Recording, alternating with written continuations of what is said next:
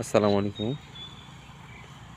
প্রিয় কৃষক ভাইরা, আপনারা দেখতে পাচ্ছেন মালচিং পেপার দিয়ে শশা চাষ।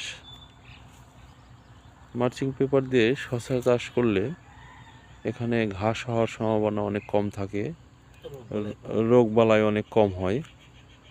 তাই আপনারা এই যে দেখতে পাচ্ছেন সারি সারি গাছ এবং সুন্দর করে বিভিন্নভাবে কাঠি দিয়ে এবং প্যারাসুটের তার দিয়ে সুন্দর করে করে হয়েছে। আর আপনারা দেখতে পাচ্ছেন শসার গাছে ফুল আসছে এবং ফলও আসছে। এই জাতটা হচ্ছে নিউ সিড, আর বীজের নাম হচ্ছে নাম্বার 1। তাই আপনারা যারা আগাম শসা চাষ করতে আগ্রহী, এরকম সুন্দর দেখতে পাচ্ছেন, আপনারা আগাম যারা শসা করতে আগ্রহী এরকমভাবে এবং ভালো ফলন পাবেন, রোগ প্রতিরোধ ক্ষমতা অনেক বেশি এবং গাছগুলো অনেক সুন্দর লাগতেছে।